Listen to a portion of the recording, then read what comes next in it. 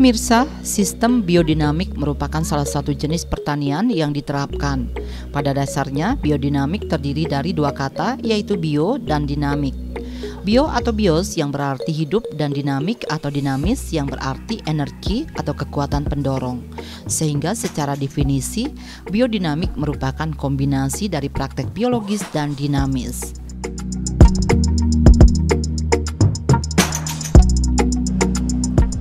Pertanian biodinamik adalah sebuah sistem pertanian yang sepenuhnya memanfaatkan unsur-unsur biologis atau kehidupan sebagai pendorong dalam sistem pertaniannya. Singkatnya, pertanian biodinamik adalah pertanian organik plus. Dalam sistem pertanian ini tidak hanya melarang penggunaan bahan kimia seperti pada sistem pertanian organik, akan tetapi juga memberdayakan organisme hidup sebagai bagian dari produksi tani.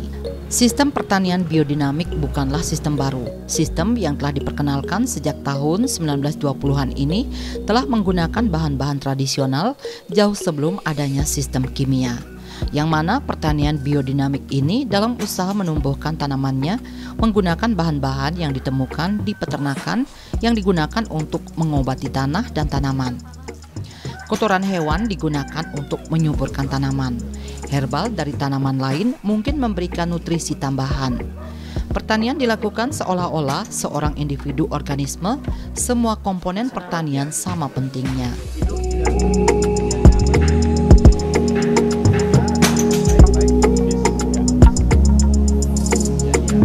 There are many preparations after Rudolf Steiner. The ones we're using are from Rudolf Steiner. Yeah. But these are people who have done lots of research, and we're talking a kind of research that maybe isn't conventional research, understanding nature in a more holistic way. And it has to do with a deep spiritual connection. And this is something that it is a path. Itu kan memang jalanan. Jadi mungkin untuk mulai lebih baik menggunakan yang sudah dijalankan. Ya, dijalankan. Dan itu bagus untuk waktu mulai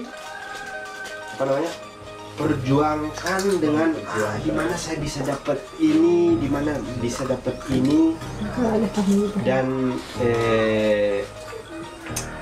dalam cara ini kami menguatkan. Jadi itu that's first step, ya, first step. Yeah. So it's possible, but step by step. What we see is only the result. Itu hanya hasilnya, proses menghidupkan. Tapi prosesnya itu tidak bisa lihat. Kami harus seperti cultivate. Merasakan. Dia harus merasakan, harus mengerjakan di dalam. Ya bisa kami ditemukan.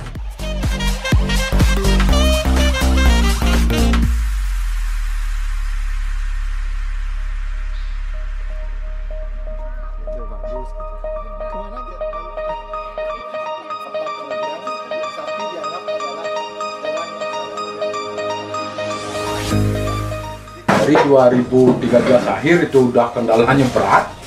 2014 kita memberanikan diri untuk belajar bertani. Jadi belum tahu teknik pertanian, bikin pupuk segala macam kita nggak tahu. Sebelumnya siapa yang menggarap lahan? Orang lain. Nah, jadi yang kasih aja garap lahannya itu, dan kita tidak tahu hasilnya berapa. Gitu. Jadi dinikmati lah. Nah, itu yang belajar. Katanya organik itu kan tanpa pupuk dulu kan. Setelah kita tanam 1-2 musim nggak dapat apa karena kita nyongkak tanam mati. Nah itu akhirnya kita mulai berbagi dari komunitas yang mendalami pertanian sehat. itu akhirnya di sana di Google, di forum kita nyari. Waktu itu mungkin masih Yahoo Messenger kayak gitu ya. Nah di sana kita cari-cari akhirnya ketemu beberapa mentor. Ada 2 orang, satu dari Jogja dan satu dari Lampung. Nah itu di sana kita sharing, akhirnya disuruhlah membuat nutrisi mall. Nah juga bingung gimana bikinnya. Apa itu mall? Apa itu mall? Nggak tahu, orang yang kita tahu party ya udah deh. Kalau nggak Jumat bebas. Ada Ramayana. Ya, gitu aja. Nah ini akhirnya mulai belajar. Teknik dasar diajarin dah. Masih itu berpatokan pada teknik yang di Jogja dan di Lampung. Setelah kita coba bikin nggak maksimal. Nah ini udah mulai nakal ini. Akhirnya setelah bisa dikit, kita bikin nutrisi, pestisida, segala macam. Ketemu saudaranya ini, beliau orang gila juga. Kita satu komunitas. Pestisida organik. Ya, Siapa? Mas Eko Martono itu sama gilanya. Kita mendirikan pertanian di jantung kota di Sanur. Oh, di Sanur pun masih diketahui sama orang, nggak bakalan berhasil. Sanur kita bikin, terus yang di Banjar Semernya bikin. Nah itu di belakang rumahnya Pak Manarto. Terus ini kita koordinasi sama komunitas yang udah di Bali, ada wisang ini ya. Di sana kita bikin nutrisi, ayo. Sanur yang ikut kemarin di itu ya? Ya itu, itu dah. Udah Eko Pataru juga di sana. Terus kita mulai udah nakal, bisa. Tapi masih berpatokan, ada beberapa bahan yang harus kita beli. Nah ini masih juga mengeluarkan lumayan dana. Nah itu, jadi kita udah mulai nakal, bikin nutrisi sendiri, tapi masih mengeluarkan dana. Gimana caranya sekarang menekan kos HPP itu biar sedikit, tapi hasilnya tetap dengan kualitas standar dan layak dikonsumsi. Waktu pertama terjun tanahnya rusak. Lumayan sangat rusak. Parah. Tanah diinjak kayak batu, yang tumbuh tanaman yang nggak kita inginkan seperti bayam berduri. Apa dan yang berduri-duri kan udah nggak layak begini. Pokoknya di sana waktu itu kita belum punya sapi, kan harus dengan kompos. Berarti sebelumnya tanah dia itu bukan dikasih kompos, tapi kotoran. Contohnya kotoran ayam yang udah pasti merugikan kita ke depan. Tanah mati, dipres jadi padat. Tumbuhan yang nggak kita inginkan itu yang tumbuh. Nah itu urea soalnya organik tapi kesannya kayak urea memang kotoran ayam ya? Itu dah. Padahal kan itu kotoran ayam ya? Bahaya itu. Nah itu makanya kalau bisa boleh memakai kotoran ayam tapi harus diproses. Kalau memang mencari kompos yang bagus, kotoran ayam itu paling nggak 3 bulan. 3 bulan baru layak dikasih ke tanah, ke lahan. Nah itu, jadi pengembalian lahan tuh lumayan lama. Kalau dia sendiri 2 tahun. 2 tahun ya? Iya, 2 tahun lebih malahan. Penting dia diketahui ya. Iya. Karena orang ingin coba-coba. Iya, berpikir bertani organik gini berhasil. Nah, tidak segampang itu. 2 tahun itu apa yang bisa dirasakan baik? Dari awal karena kita belum punya sapi, kita mencari sampah. Jadi pemulung sampah. Di saat ada petugas kebersihan jalan motong rumput, kita ambil rumput itu, bawa kaping. Tapi itu Sabtu kan, waktu itu dia masih ngajak. Sabtu kita pulang, Minggu kerja full, Minggu malam kerja lagi di pariwisata. Nah ini lumayan capek dan berat merintis itu. Tapi lama kelamaan bikin kompos sendiri dengan sisa-sisa orang nyukur rumput di jalan, dedaunan, kita nyari ke hutan loh. Nyari, waktu itu kita pakai angkutan sendiri, hutan dapat nyari barang 10 karung. Kita fermentasi itu di kebun, belum tanpa kotoran sapi. Akhirnya masih juga menemui kendala karena apa? Prosesnya lama. Dan akhirnya ada yang mengusulkan kasih kotoran sedikit. Nah, yang juga berpikiran berarti kotoran atau kompos yang udah jadi merupakan fermentor juga. Nah itu kita tabur berlapis-lapis, kompos jadi. Nah saat itulah semenjak kurang lebih 1 tahun 18 bulan baru bisa menikmati hasil.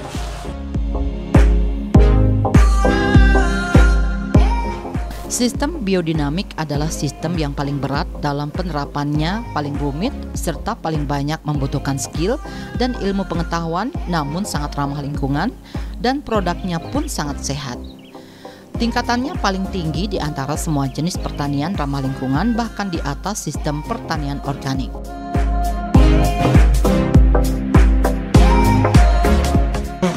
Berbicara soal membuat ini prep ya, prepare yang dikatakan oleh Pak Dokter tadi, yang saya sebut ini bukan prep, tetapi ini biang. Ya, biang untuk pertanian biodinamik tropis yang saya sebut bukan lagi biodinamik karena itu adalah istilah yang sebetulnya dimunculkan oleh seorang profesor namanya Rudolf Steiner. Ya, nah Rudolf Steiner hidup di alam subtropis. Kalau saya, karena saya hidup di alam tropis, saya melakukan suatu penelitian yang relevan, ya, yang berkaitan dengan climate tropis. Dan saya menemukan banyak hal yang sebetulnya kita tidak perlu harus membongkar bumi untuk mengambil mineralnya untuk diekstrak menjadi seperti ini. Nah, karena ini kuncinya sebenarnya satu, kita sama antara Rudolf Steiner dengan saya. Kuncinya laktan. Unsur itu memiliki kandungan masing-masing, entah itu mineral maupun dalam konteks unsur kimianya. Untuk bisa menciptakan unsur, karena unsur itu adalah esensi, adalah inti dari segala sumber, maka kita akan menggunakan metode sistem penciptaan. Nah, untuk menciptakan alam semesta ini, kita berangkat dari nol, ya, berangkat dari suwung. Ya. Ini konsep yang harus dipahami oleh setiap orang. Jadi nanti setiap orang yang ingin mengaduk vortex, kuncinya hanya satu, dia harus bisa menetralisir dirinya sendiri melalui suwung. Karena energi penciptaan itu adalah energi penciptaan netral. Setiap orang yang nanti mengaduk tapi menggunakan pikiran-pikiran yang tidak, itu nanti akan merusak. Itu akan merusak. Nah, ini jadi kalau ini nanti jadi seperti itu, ini adalah hasil dari energi netral, energi suwung. Ini jadi kita harus di dalam energi suwung itu tidak piramidal, antara positif dan negatif itu batasannya tipis sekali, ya, karena dia bulat. Nah, ini nanti pelajaran yang lain, ya, nanti yang harus bisa diperdalam tentang bagaimana teori creation itu, teori penciptaan itu.